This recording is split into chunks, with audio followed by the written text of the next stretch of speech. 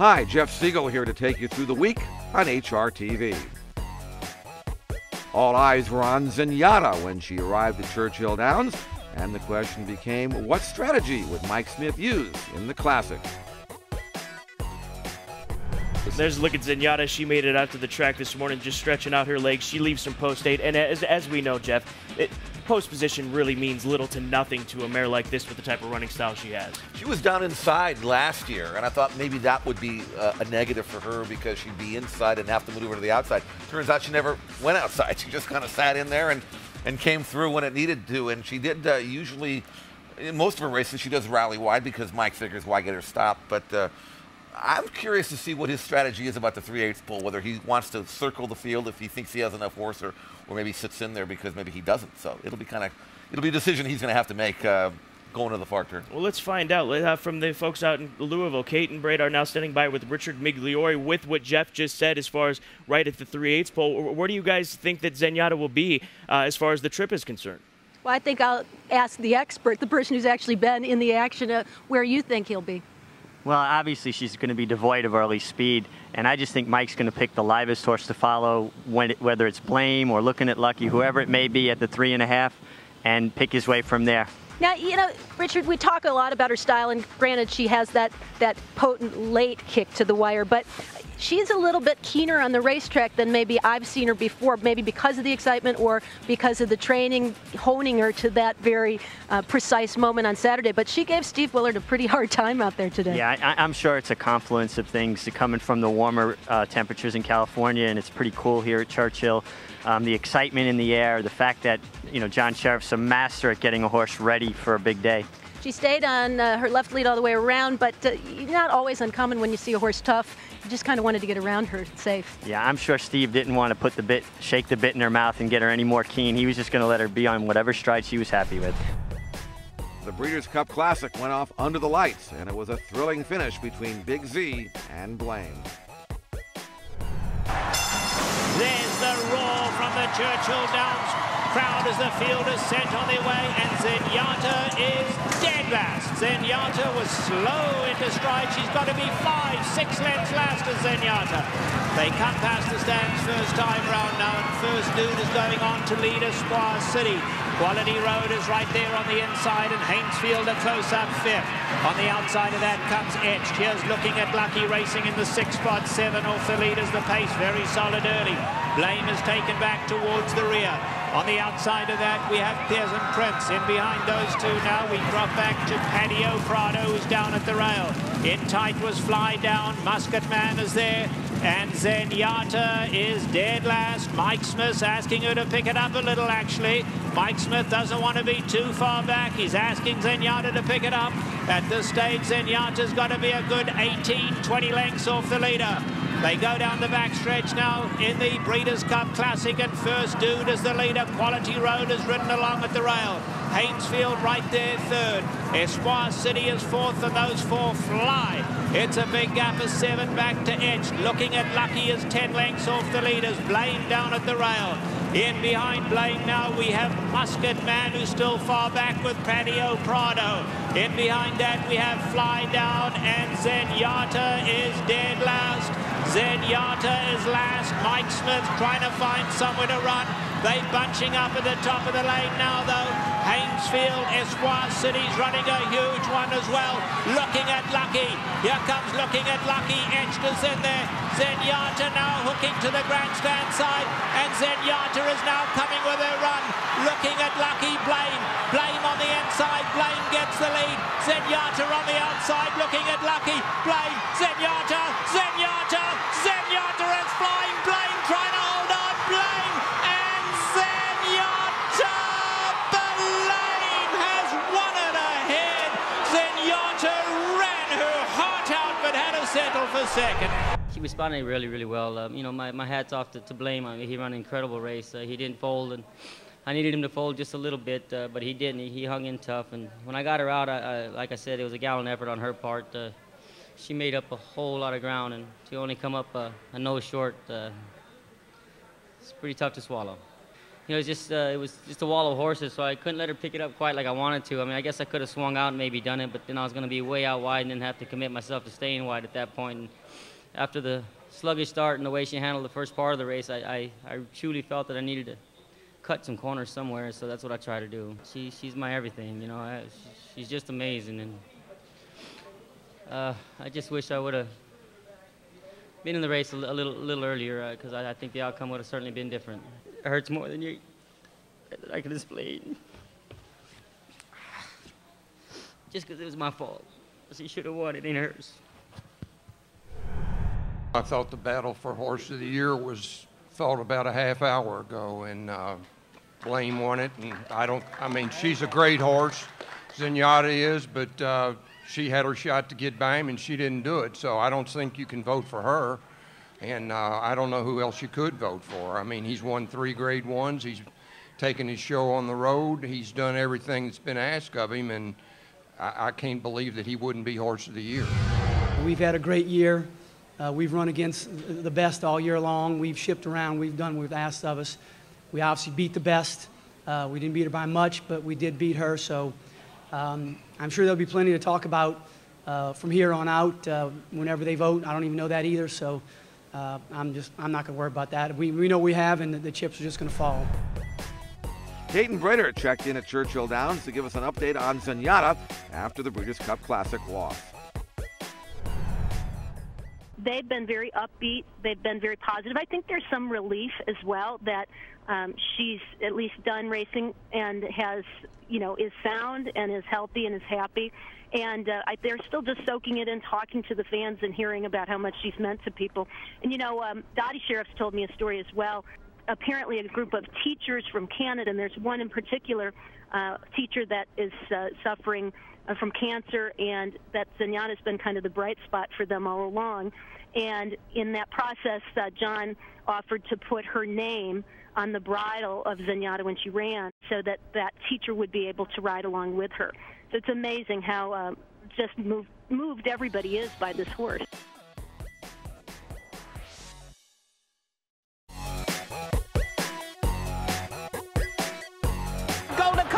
Through at the rail, and look at the acceleration from Goldakova as she bursts forward, and what a brilliant filly is this.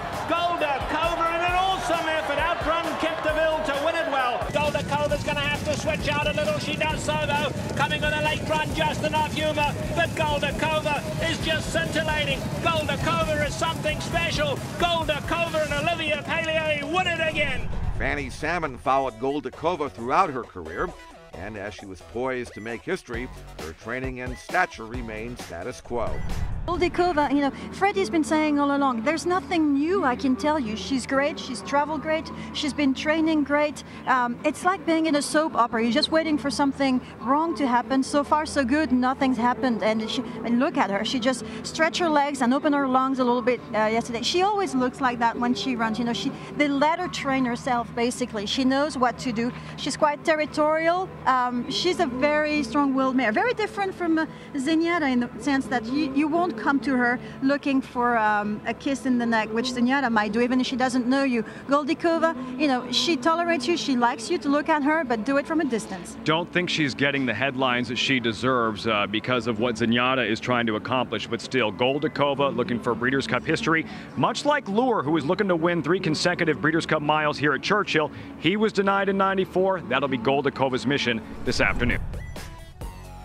Goldakova triumphed once again to complete a three-peat in the Breeders' Cup Mile. And Sydney's Candy gets a tap on the shoulder, goes on for home. Now Goldakova's unwinding her, running the centre of the track. Goldakova's let loose, she's flying. Sydney's Candy, the usual QT's in there as well. But Goldakova's catching with each and every stride. Are we to see history this afternoon? Here's Paco Boy late, but no, Goldakova, a true champion. 3 Breeders' Cup wins. Olivia Pallier, the perfect ride. Goldakova has won. Winning for the 3rd time at Churchill. After winning with Mies, she was the first filly to win back-to-back Breeders' Cup Mile. And this time we win it for the 3rd time. It's something unreal. And I mean, even in the worst soap opera, you can't imagine anything like that. I was thinking about it for a long time, but you know, it looks too good to be true. I must be a very, very lucky person. Very lucky person. I think she has everything an athlete can have. I mean, she's got tremendous nerves. She's very cool. She's got great speed. She's very fast, and she can carry that speed for a long time. She can go to a mile and a quarter. So that's what makes her so special. And she can relax, and she has always another gear. She can always change gear and finishes faster than the others. I mean, she's a real fighter. She's extraordinary. It is never too early to look towards the Kentucky Derby, and Uncle Mo looked to become the early favorite in the 2011 Run for the Roses.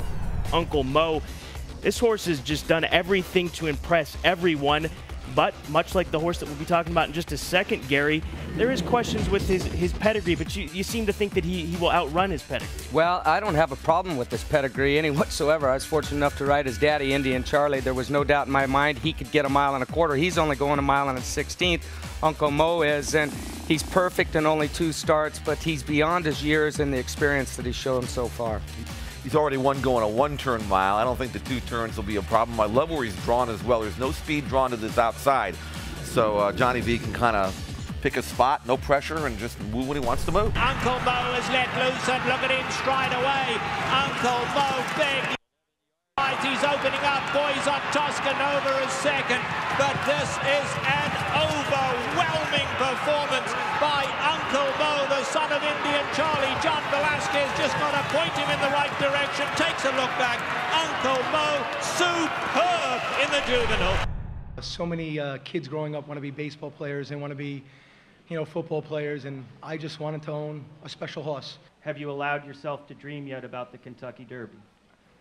Yes, I did that 30 years ago, and I've done it every day for 30 years, so probably do it tomorrow also. You know, I don't get goosebumps very often watching a horse race, you know, and that's not because I'm not a huge horse racing fan, but that was a pretty special performance, and you know, I was literally shaking a little bit after the race. I mean, it was just unbelievable. Very good trip. As soon as I could in the backside, I was able to get outside the winner, knowing that it was basically a 2-horse race, and the winner just seemed like he was just traveling very, very easy, and when it was time to pick it up, we just couldn't match up stride with him. Was it a good experience for your horse? I thought so. I mean, for the first time, he got some kickback, and he wasn't too happy at first, but he's so smart and so professional that he got used to it pretty quick, and galloped out as good as he always does. So we might have lost the battle, but maybe not the war. So he's a nice horse.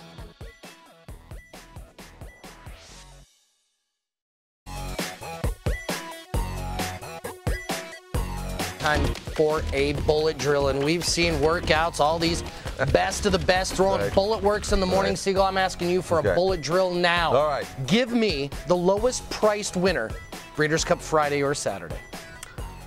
Goldacova. Yeah, most likely. Goldacova. Because I think Midday's going to get beat at Claremont. Well, okay. All right. Okay. Largest price winner. Give me that Friday or Saturday. How about the 20-1 shot that I picked in the Breeders' Cup Juvenile Fillies Turf? Flood Plain 20-1 if she can beat Winter Medalist. Okay, look, it's Gazan. There's no way you're getting 20-1. All right, okay. All right. How many champions are crowned with their victories Breeders' Cup Friday, Saturday? Boy, I don't know how. 10. I'll go with 10. Could be. The Breeders' Cup started off with a bang in the marathon as things got heated after the race. It's a thriller in the marathon as they come for home. It is Aldafa between them going on.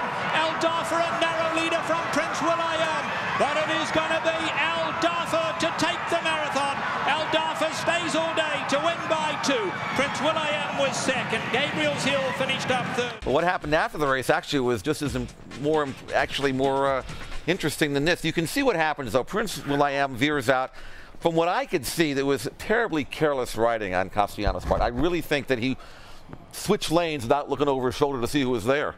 You see, he's going to move out here, and he's going to almost drop Marty Garcia. I don't know how he didn't fall off, really. Yeah, it's unbelievable that he stays on. And then that chain of events goes over and makes contact with Calvin. Some few choice words, punches throwing, and this went on for several minutes in the winner's circle. And this was the start to the Breeders' Cup weekend. I give it a split decision actually to Calvin. I think I think he landed the better punches. I think he connected better. What took place after the marathon, this fight in the winner's circle between Javier Castellano and Calvin Burrell. Richie, have you ever seen anything like that in a winner's circle here at the track? No, not quite anything quite like that, and it was really unfortunate. You know, on racing's biggest day, to the big story to become the fight amongst jockeys is just really unfortunate, but it speaks volumes to the amount of emotion and adrenaline that's rushing on these big days in particular.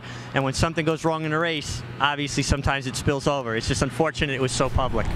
Garrett Gomez was questionable to ride after a bad spill on Thursday, but come Friday, he was ready to have a big say in the Breeders' Cup. They come for home. Dos Lunas, the long shot, running a huge one. On the outside, here comes More Than Real and Winter Memories. The Greys had a tough trip so far. Winter Memories squeeze, gets out now and comes home gamely for home. They come for home now, and it's still More Than Real in front. Winter Memories trying to re-rally together, but it is still More Than Real, and it's going to be More Than Real, and Garrett Gomez to score convincingly. More Than Real, a little unlucky, was Winter Memories, perhaps not going to win it anyway. Dubai Majesty cruised home in the filly and mare sprint to start a big weekend for Jamie Theriault and Brett Calhoun.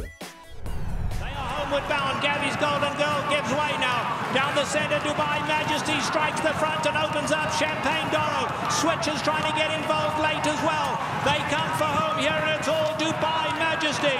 Dubai Majesty in a race of her own. Switches finishing gamely on the inside. Dubai Majesty shifts out late, but is far too good. A scintillating win by Dubai Majesty. Switch closing the gap gamely second. Evening Jewel was a gallant third. And finishing fourth, Champagne Doro.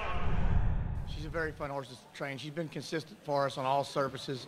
Obviously, she has proven an affinity for the Churchill surface. You know, she has run well over just about every surface, but we were excited about running her at Churchill Downs. Obviously, one of her best races of her life came here in the winning colors, and she got the great trip today. Jamie did a great job getting the stalking position out there, and like he said, she just took him there in the 3/8 pole, started dragging him into the race, and I got pretty excited then.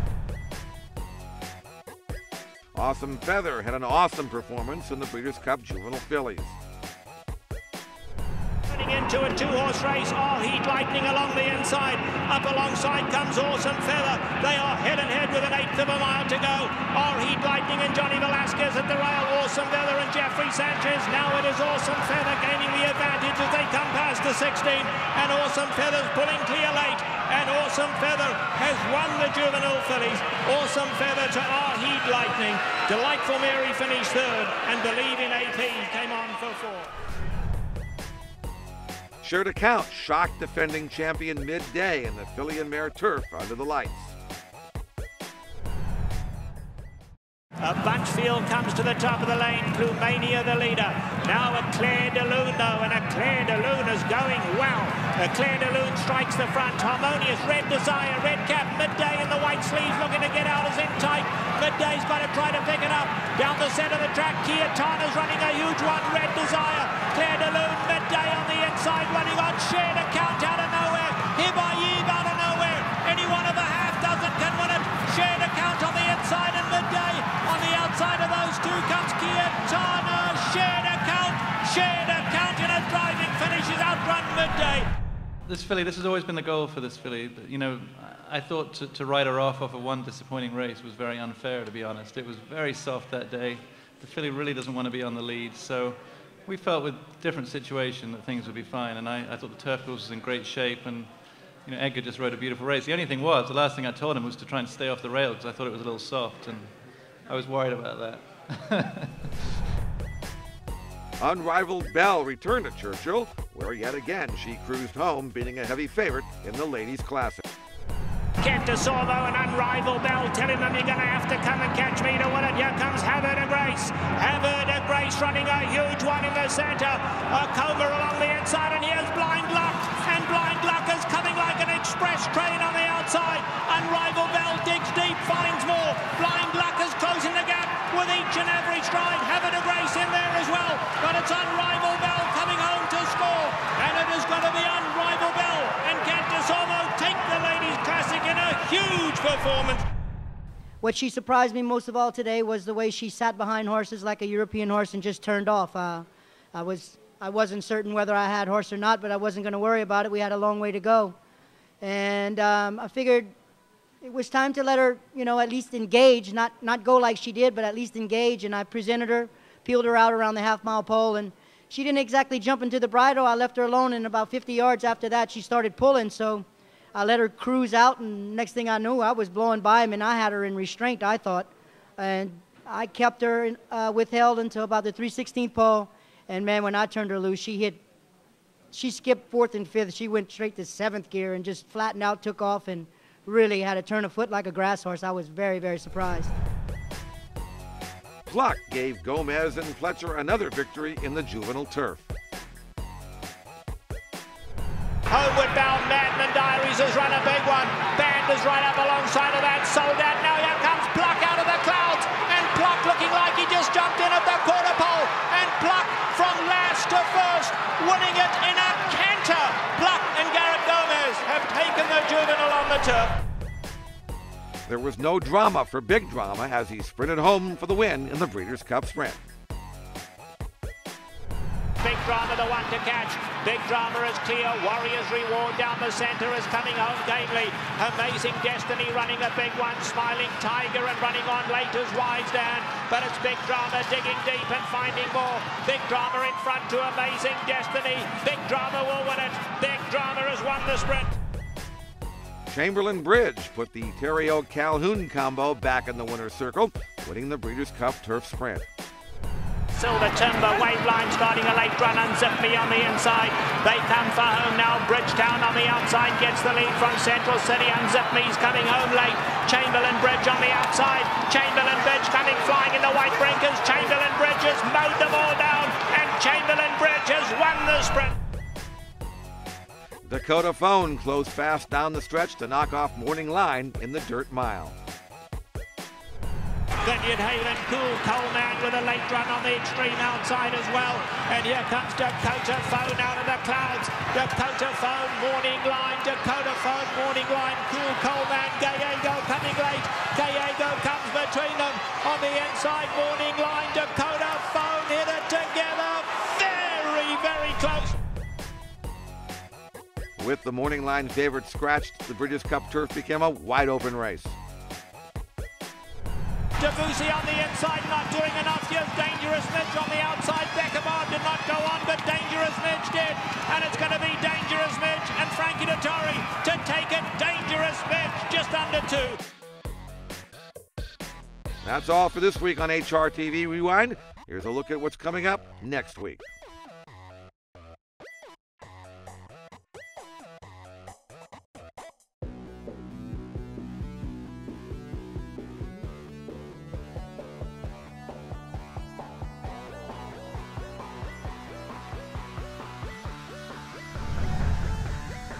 Zenyatta now hooking to the grandstand side, and Zenyatta is now coming with her run, looking at Lucky Blame. Blame on the inside, Blame gets the lead. Zenyatta on the outside, looking at Lucky Blame. Zenyatta, Zenyatta, Zenyatta is flying. Blame trying to hold on, Blame, and Zenyatta, Blame has won it ahead. Zenyatta ran her heart out, but had to settle for second.